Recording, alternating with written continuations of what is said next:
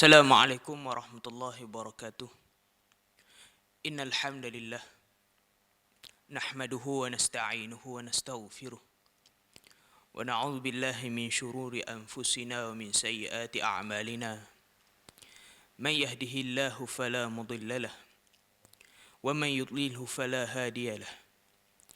Ashhadu an la ilaha illallah wahdahu la syarika lahu wa ashhadu anna Muhammadan abduhu wa rasuluh. Allahumma salli wa sallim ala nabiyyina Muhammad wa ala alihi wa sahbihi wa man tabi'ahum bi ihsanin ila yaumiddin, amma ba'd. Yang saya hormati tuan-tuan, puan-puan, ayah-ayah, ibu-ibu yang berada di rumah, marilah sama-sama kita manjatkan setinggi rasa kesyukuran kita ke hadrat Allah Subhanahu wa taala. Kerana dengan limpah dan kurnia Allah, dengan izin Allah, masih lagi Allah menghidupkan kita pada hari ini.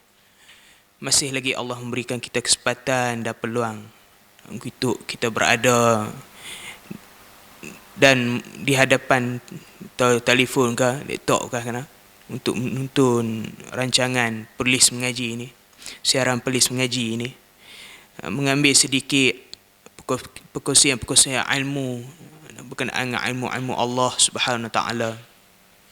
Moga-moga perhimpunan kita ataupun majlis ilmu kita ini diberkati dan dilepahi berkat daripada Allah Subhanahu wa taala. Baik, pada hari ini kita akan meneruskan lagi pembacaan matan Nawaqidul Islam yang dikarang oleh Syekhul Islam Muhammad bin Abdul Wahhab bin Sulaiman At-Tamimi rahimahullah, yang mana matan ini membicarakan berkenaan dengan perkara-perkara yang membatalkan keimanan seseorang ataupun mengeluarkan seseorang itu daripada daerah orang-orang yang beriman. Pada pertemuan yang lalu telah kita bahaskan sebanyak 6. Telah kita sampai 6 kata pembatal keimanan.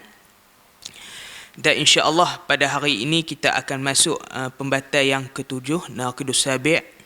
InsyaAllah hari ini saya rasa kita ambil sedikit saja kot untuk pagi ini, dan ada lagi 3, baki 3 lagi kita akan sambung pada masa yang akan datang insyaAllah.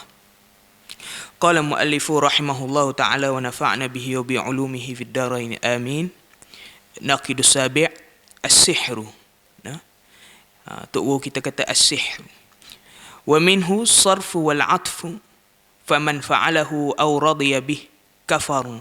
ودليل قوله تعالى وما يعلمان من أحد حتى يقولا إنما نحن فتنة فلا تكفر. Itu pembatal yang ke-7. Baik, pembatal yang ke-7 apa dia yang tok guru kita kata dalam ni ialah as-sihru. As-sihru maksudnya sihir. Antara perkara yang boleh membatalkan keimanan seseorang, yang boleh mengeluarkan seorang daripada daerah orang Islam ialah sihir. As-sihru. Ulama bincanglah pasal apa dikatakan sihir. Sihir ni sebab perkara yang dilakukan tu adalah secara sembunyi-sembunyi. Dia laku secara sembunyi-sembunyi. Benda tu orang tak nampak. Ataupun dia buat depan mata tapi menghayalkan. Macam itulah, menghayalkan dan menakjubkan. Macam itulah sihru. Wa minhu, dan di antaranya ialah di antara bentuk-bentuk sihir ni dikatakan sini adalah as-sarfu wal 'atfu. Sihir itu ialah as-sarfu. Sarfu ni maksud dia memalingkan seseorang daripada kita suka akan sesuatu kepada benci akan sesuatu. Itu as-sarf. Macam dia buatlah satu-satu jampi kan, apa-apalah kan. Kawan tu, contoh kita ambil kontak suami isteri lah dekat rumah.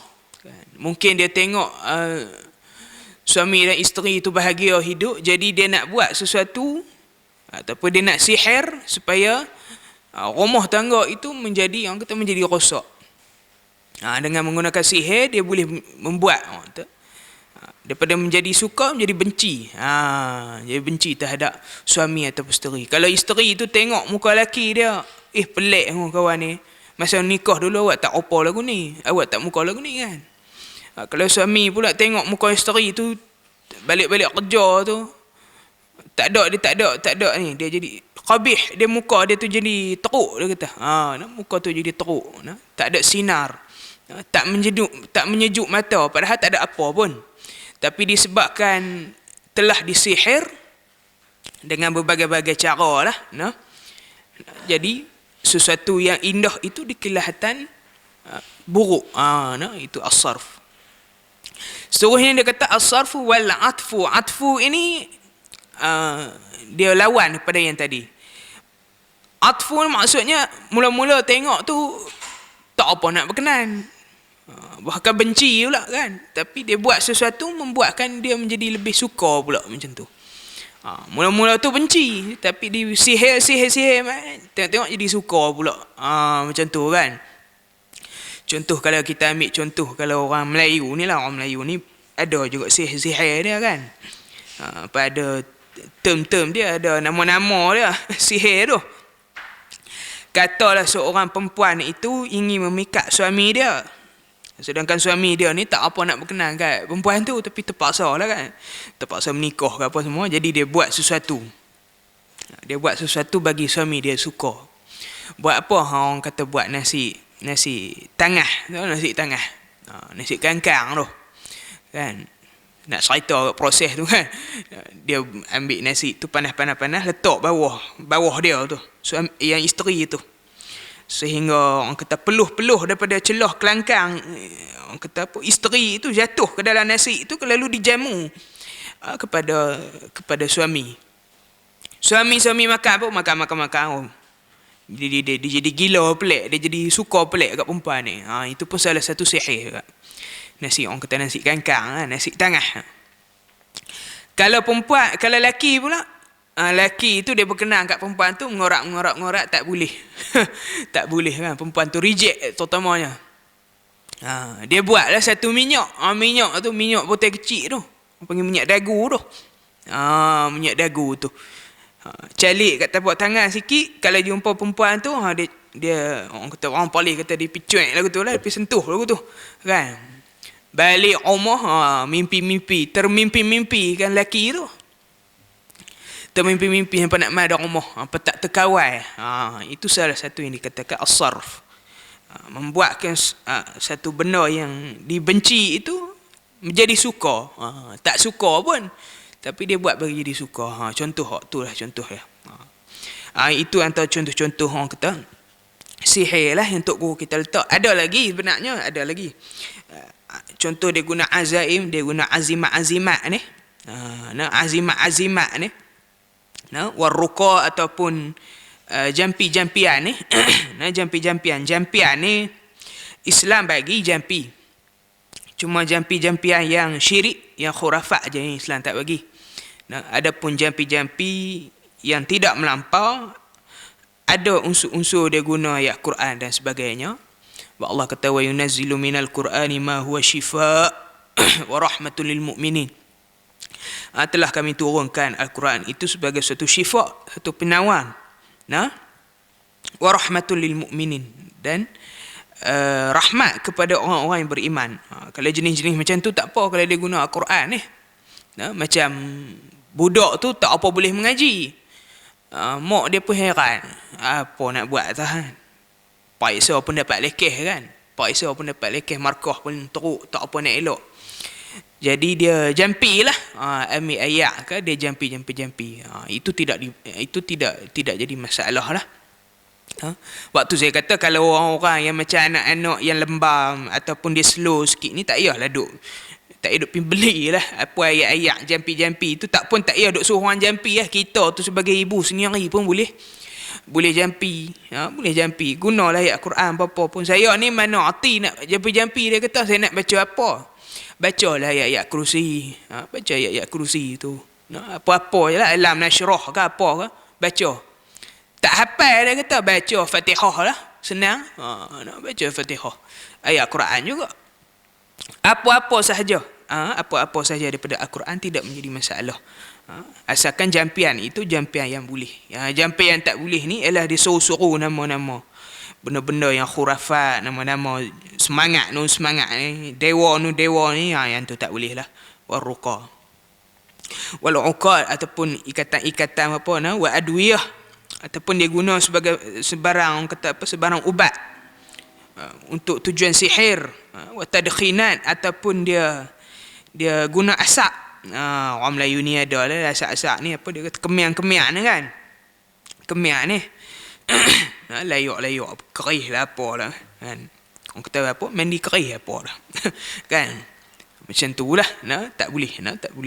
Sebab perkara itu boleh menyebabkan jiwa dan badan seseorang itu menjadi sakit ataupun terbunuh ataupun wa tafriqu bainal mar'i wa zawjihi ataupun terpisah di antara pasangan suami dan isteri itu.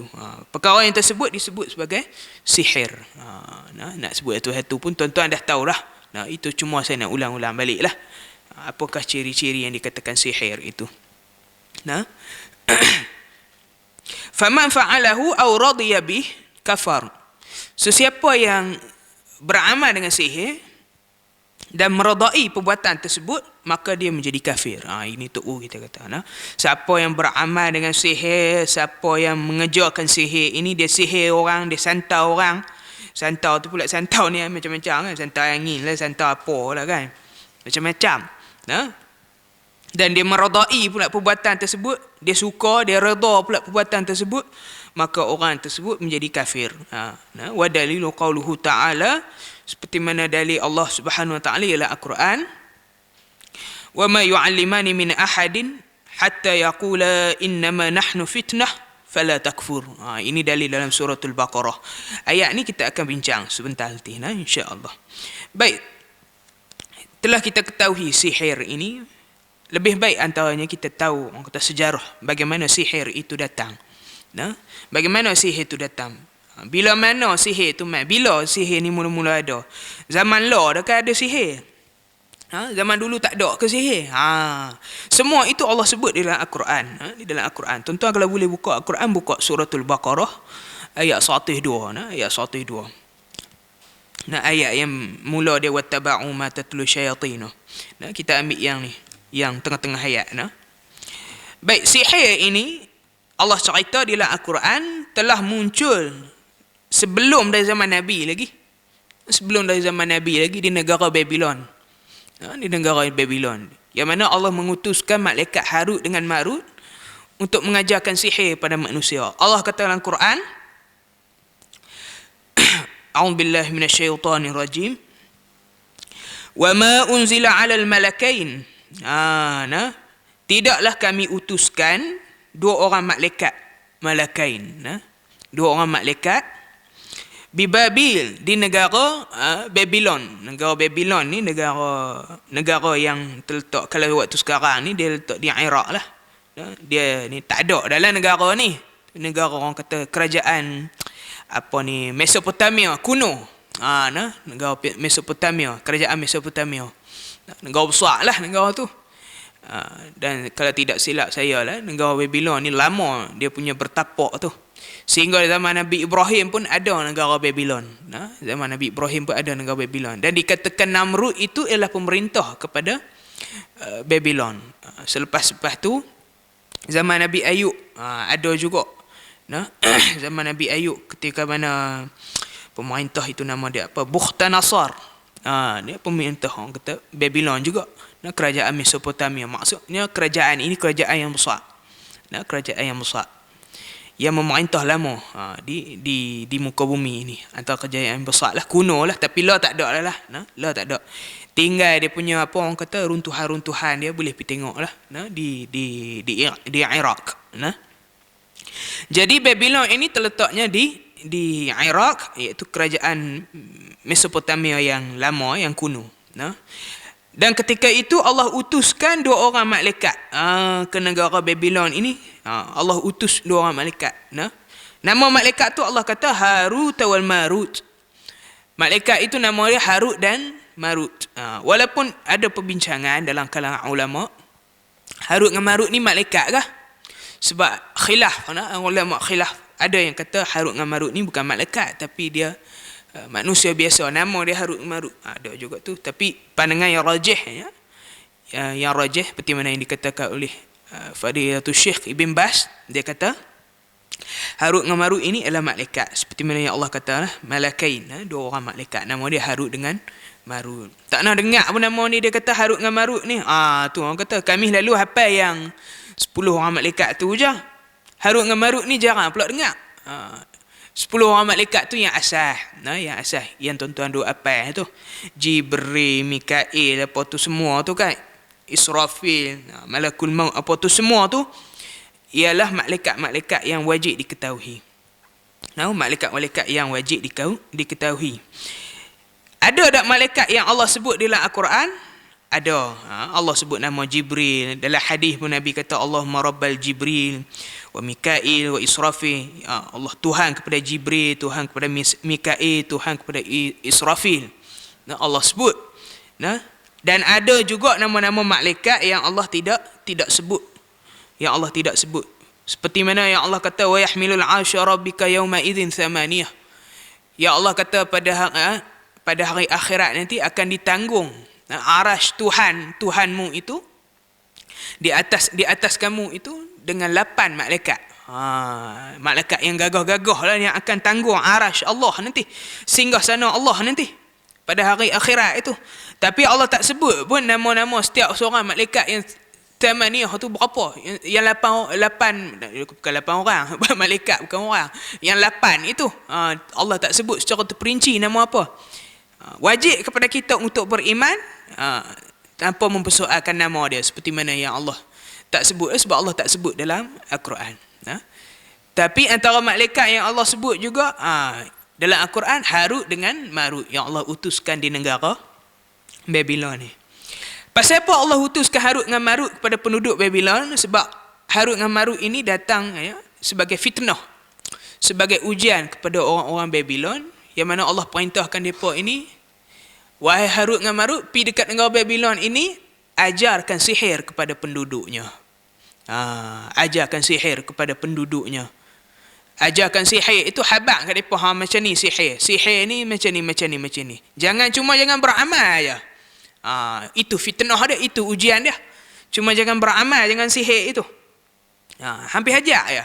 Ikut depa lah, depa nak, aku nak test tengok depa nak beramal atau tidak dengan sihir tersebut. Jadi bila dah datang Harut dengan Marut ini, datang banyak orang nak belajar sihir dengan Harut dengan Marut ni.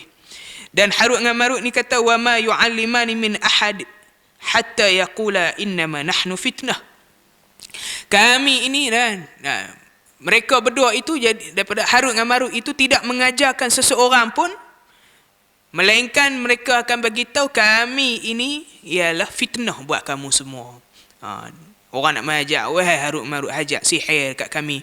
Tapi Harut Marut akan habaq, kami ini boleh nak ajar, tapi kami ini fitnah daripada Allah, ujian daripada Allah Subhanahu Wa Taala untuk kamu semua. Mengajarkan turun ajar sihir ini. Kalau kamu beramal dengan sihir ini, kamu menjadi orang yang kafir. Kalau kamu tak beramal, kamu jadi orang yang beriman. Kamu beriman. Itu ujian dia. Itu ujian dia. Jadi sebelum dia ajak, dia habaq tu, kami ini adalah fitnah. Fala takfur, dan janganlah kamu kufur kepada Allah Subhanahu Wa Taala. Janganlah kamu beramal dengan sihir ni. Belajar lepas tu buat lupa sudahlah. Orang kata sebagai pengetahuan am. Kut mai lepas ni, kut ampun nampak benda macam ni, oh ini sihir, oh ini yang ni dak, oh ini sihir, makna kamu kenal. Cuma jangan beramal dengan sihir itu. Jangan kufur. Allah kata, Harut dengan Marut kata, fala takfur, jangan kamu kufur. Lalu Allah kata, fayata'allamuna minhuma ma yufarriqu bihi baina mar'i wa zawjih. Kemudian diajarkanlah kepada mereka itu, penduduk Babylon itu, sihir-sihir yang boleh memisahkan di antara suami dan isteri. Itu sihir yang diajar oleh Harut dengan Marut. Sihir macam mana nak memisahkan suami dan isteri. Macam mana nak pisah suami isteri? Harut dengan Marut ajar kat mereka. Itu jenis sihir yang diajarkan. Lalu Allah Subhanahu Wa Taala sambung ayat tu, wa ma hum bidarrin bihi min ahadin illa biiznillah. Kalaupun hampa belajar sihir untuk memisahkan suami isteri, ketahuilah sesungguhnya tidak ada apa yang dapat memberikan mudarat pada sesuatu benda pun, wa ma hum bidarrina bihi min ahad illa biiznillah, melainkan dengan keizinan Allah. Kalau hangpa belajar sihir memisahkan suami isteri pun, kalau Allah tak izin suami isteri itu terpisah, tercerai, pernikahannya hidup bersama, Allah mereka tidak akan bercerai. Semua itu adalah di dalam masyiatillah. Masyiatillah. Semua itu adalah kehendak Allah Subhanahu wa taala dengan keizinan Allah. Kalau Allah mau benda itu jadi berkesan, dia akan jadi. Kalau tak berkesan sihir tersebut, tidak akan jadi apa-apa juga. Belajarlah tahu mana pun, buatlah tahu mana pun sihir tersebut. Semua itu terikat dengan Allah Subhanahu wa taala. Wa yata'allamu, Allah sama wa yata'allamu ma yadurruhum wa la yanfa'uhum. Sesungguhnya apa yang depa belajar itu daripada Harut dengan Marut, itu sihir-sihir yang depa belajar itu, semuanya itu membawakan keburukan buat mereka. Wala yanfa'uhum, tidak ada padanya sebarang manfaat. Tidak ada sebarang manfaat buat mereka. Tidak memberikan sedikit pun manfaat. Walaqad alimu liman ishtarahu ma lahu fil akhirati min khalaq. Dan mereka itu tahu, orang-orang yang belajar sihir ini tahu bahawa apa yang mereka belajar ini tidak akan memberikan apa-apa manfaat untuk mereka di hari akhirat.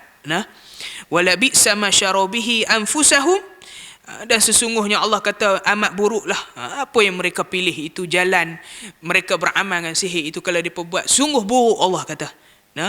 Lau kanu ya'lamun, kalau mereka mengetahui, akan perkara tersebut. Itu sejarah sihir, sejarah sihir yang diberitahu oleh Allah Subhanahu wa taala di dalam suratul Baqarah ayat 102. Jadi sihir ini bukan daripada zaman law, zaman dulu pun dah ada dah. Firaun ada tukang-tukang sihir dia, tukang-tukang sihir dia. Ada tukang sihir dia. Baling tongkat jadi ular apa tu kan? Tu tukang sihir dia. Banyak. Sampai ke zaman sekarang pun masih ada orang yang mengamalkan sihir ni. Walaupun kita moden atau mana pun zaman ini pasti akan ada sihir. Tidak akan dapat lari lah perkara tersebut sampai hari kiamat. Itu yang dikatakan sejarah sihir tersebut. Bagaimana datangnya sihir. Baik, kita akan baca 2-3 hadis daripada Nabi SAW yang menceritakan bagaimana keadaan orang-orang yang mengamalkan sihir ini. Kita akan baca hadis daripada Imam Ahmad di dalam musnad dia. Nabi SAW bersabda, salasatun la yadkhuluna al-jannah mudminul khamr wa qati'ur rahim wa musaddiqun bis-sihr. Pendek je hadis tu, sedikit je. Nabi SAW kata salasatun la yadkhuluna al-jannah, ada 3 golongan yang tidak akan masuk syurga kalau mereka tak bertaubat lah. Kalau mereka tak bertaubat, mereka buat benda ini, mereka tak akan masuk syurga. Nabi kata 3 golongan ini. Yang pertama ialah Nabi kata mudminul khamr. Golongan yang pertama yang tak akan masuk syurga, Nabi kata ialah orang-orang yang mudminul khamr, orang-orang yang suka minum arak. Ataupun mudmin ya, Melayu kata apa? Kecanduan. Kecanduan. Dan apa yang Mdak Kila dia kata apa? Kecanduan judi kan. Tapi yang ni mudminul khamr, kecanduan arak. Dia suka. Dia bukan takat suka je, dia ketagih dengan arak tersebut. Tak tinggal. Sampai mati pun tak tinggal. Sampai mati pun tak tinggal. Orang-orang yang suka minum arak. Mudminul khamr. Yang kedua, golongan yang kedua Nabi kata yang takkan masuk syurga ialah waqati'ur rahim. Orang-orang yang memutuskan tali silaturahim. Waqati'ur rahim. Orang yang memutuskan tali silaturahim. Tali silaturahim ni macam mana? Tali silaturahim ni ialah hubungan kekeluargaan. Hubungan kekeluargaan. Hubungan di antara wan dengan tuk, ayah dengan mak dengan anak, pak dengan anak. Antara adik-beradik, abang, kakak, adik, pak menekan, mak menekan. Kan? Tuk, cik, nyang, apa semua ni lah. Pak long, mak tam, apa semua ni. Itu orang panggil silaturahim. Maksudnya ada hubungan kekeluargaan. Baik keluarga yang dekat ataupun baik keluarga yang jauh. Janji ada hubungan kekeluargaan. Itu dinamakan silaturahim. Lepas tu yang kawan-kawan ni orang panggil mengeratkan silaturahim tu macam mana? Dengan kawan-kawan. Hak dengan kawan-kawan orang tak panggil silaturahim. Hak dengan kawan-kawan orang panggil ukhuwah. Orang panggil ukhuwah.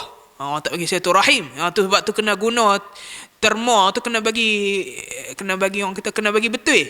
Dengan member-member ni orang tak kata silaturahim, orang kata ukhuwah.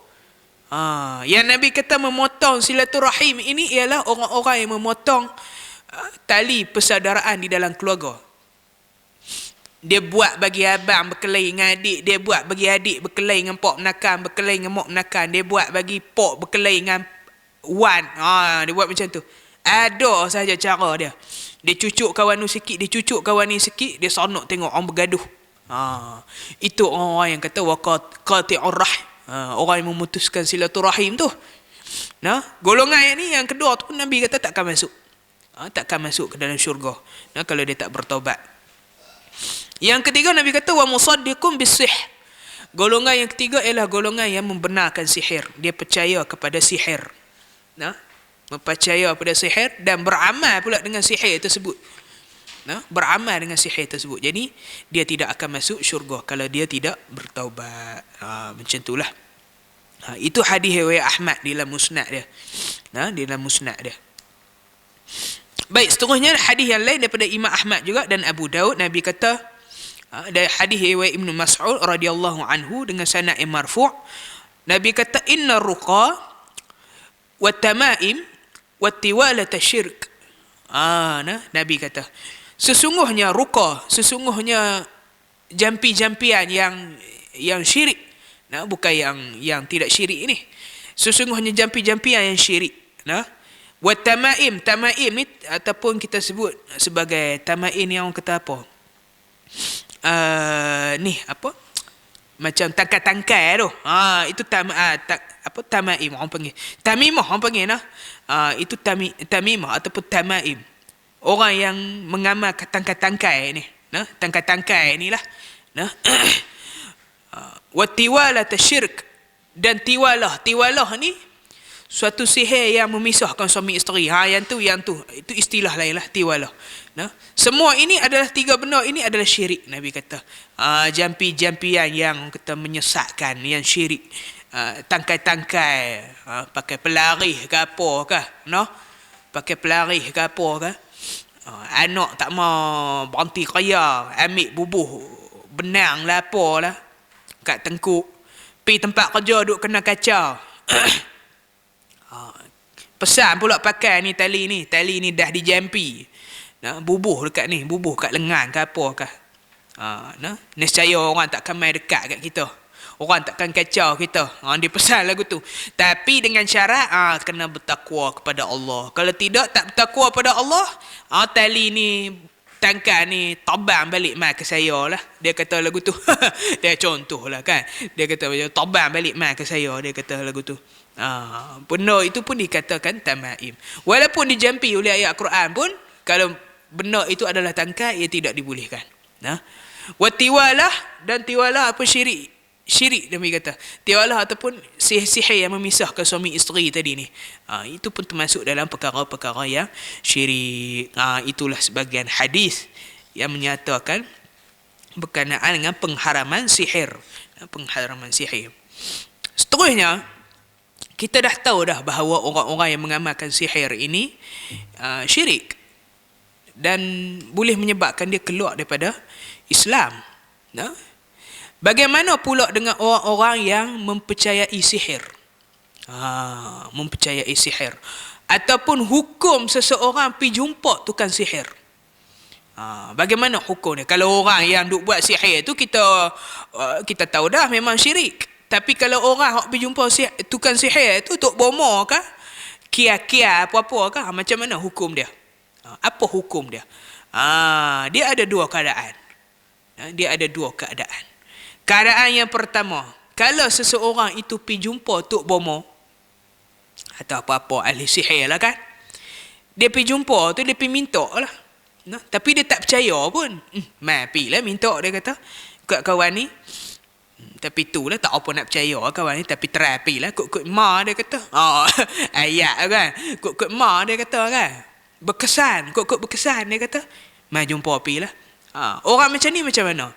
Nabi SAW kata dalam hadis riwayat Muslim, Nabi kata, man ata arrafa fasa'alahu an syai' lam tuqbal lahu salatun arba'ina laylah.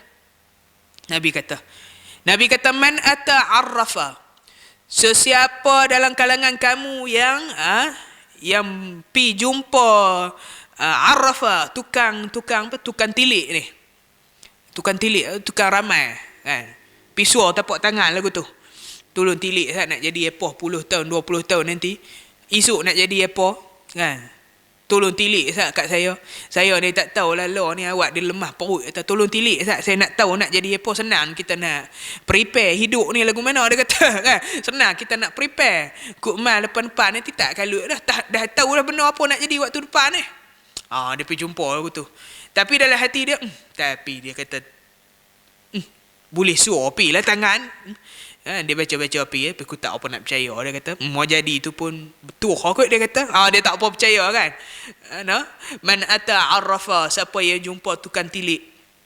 Fasa'alahu, lalu dia minta tukang tilik tu tolong tilik kat dia, Ustaz. An syai'in, berkenaan dengan sesuatu apa-apa lah. Nabi kata, lam tuqbal lahu salatun arba'ina laylah.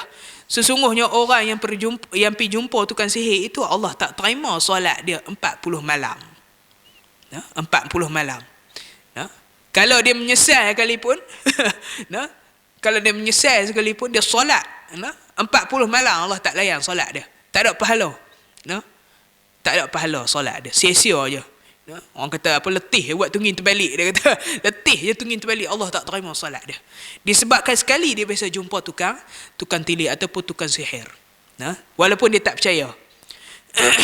Itu jenis yang pertama. Dia pergi jumpa, tak percaya. Kalau jenis yang kedua ialah dia pergi jumpa dan dia percaya. Orang yang macam ni juga dikira sebagai orang yang kafir. Sama macam orang yang beramal dengan sihir. Orang yang buat sihir. Orang yang buat sihir pun kafir dengan dia pun kafir. Sebab dia percaya. Sebab Nabi SAW kata dalam hadis riwayat Ahmad, man ata kahinan aw arrafa fasadaqahu bima yaqul faqad kafara bima unzila ala Muhammad. Nabi kata, sesiapa yang man ata kahinan, siapa yang pergi jumpa tok dukun, tok bomo, Nabi kata, man ata kahinan, tok bomo. Tok bomo ni orang tok bomo lah kan. Tok bomo. Cuma orang Melayu ni dia ada istilah tok bomo tu lain. Tok bomo. Tok bomo dalam Islam ni, tok bomo yang minta daripada jin ni. Minta berubat daripada jin, daripada syaitan. Itu orang kata tok bomo dalam Islam. Tapi orang Melayu ni dia ada juga, terutama orang belah Perlis ni, dia kata tok bomo ni hak du urut patah tu pun dia kata tok bomo. Kalau jenis lagu tu takat urut lagu tu tak ada masalah. Nama aja tok bomo, tapi dia tu bukan melainkan dia masa duk urut tu pun dia ada jampi hok pelik-pelik, yang tu pun tak boleh jugalah. Yang tu pun tak boleh jugalah. Kalau sekadar dia nak urut patah lagu tu kan, kita kata nak pergi jumpa tok bomo tu, pandai tok bomo tu dia jenis lagu patah-patah pandai. Orang Perlis kata lagu tu kan, patah kawan, jenis patah dia pandai kawan tu. Hak tu tak ada masalah lah, setakat urut ya. Yang dalam Islam yang tak boleh ni tok dukun ataupun tok bomo hak jenis minta daripada jin dan syaitan. Yang ni tak boleh. Iaitu yang Nabi kata, man ata kahinan, siapa yang jumpa tok bomo, tok dukun, au arrafa ataupun tukang tilik yang tadi ni, fasadaqahu bima yaqul, lalu dia membenarkan apa yang dikatakan oleh tok bomo ataupun tukang tilik tadi ni. Betul tok bomo betul ya, betul. Betul. Tok bomo tu kata tengok lang geluk tu, geluk ayat tu. Nampak tak kawan tu? Nampak tak? Tak nampak. Kalau tak nampak pendek umur, dia kata. Esok matilah. Betul no tok bomo betul. Dia dah buat percaya lagu tu. Dia membenarkan kata-kata tok bomo lagu tu.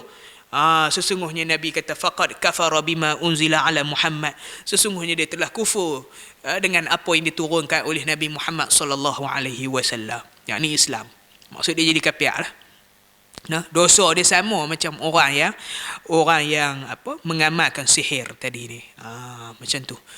Itulah sedikit sebanyak. Nah, itu hukum orang yang berjumpa dengan tukang sihir. Jadi jumpa dengan tukang sihir ni, pi jumpa hang percaya ke hang tak percaya ke, dosa. Kalau tak percaya pun berdosa, kalau percaya pun dapat dosa. Dapat dosa, lepas tu kafir pula, jatuh kafir. Macam tu. Jatuh kafir. Menjadi orang yang kafir. Tak boleh. Tak boleh. Itulah sedikit sebanyak berkenaan dengan sihir. Saya tak mahulah baca panjang-panjang pagi-pagi ni. Saya nak baca, kita ringkas-ringkas je. Ringkas-ringkas je berkenaan dengan sihir ini. Moga-moga apa yang ringkas ini, apa yang sedikit ini, apa yang lebih dan kurang ini, Allah sama-sama memberikan atau manfaat, barakah di atas apa yang kita mengaji, walaupun sikit. InsyaAllah untuk pagi ini setakat tu dahulu daripada saya. InsyaAllah pada pertemuan yang akan datang kita akan sambung untuk pembatal yang Naqidus Tsamin, Tasi' dengan Ashir, 8, 9 dan 10. Pembatal 8, yang ke-9 dan 10 untuk pertemuan yang akan datang. InsyaAllah takat mana kita dah lah. Takat mana kita dah. Yang baik itu datang daripada Allah Subhanahu Wa Taala, yang lemah dan kurang itu daripada diri saya sendiri. Saya minta maaf banyak-banyak pada tuan-tuan dan perempuan semua yang berada di rumah. Andai ada kata terlanjur bicara, tersalah fakta ke, terlebih tu kurang, minta maaf banyak-banyak lah. InsyaAllah. Moga-moga Allah mengampunkan diri saya dan diri tuan-tuan semua. InsyaAllah. Subhanakallahumma wa bihamdika ashhadu an la ilaha illa anta astaghfiruka wa atubu ilaih. Assalamualaikum warahmatullahi wabarakatuh.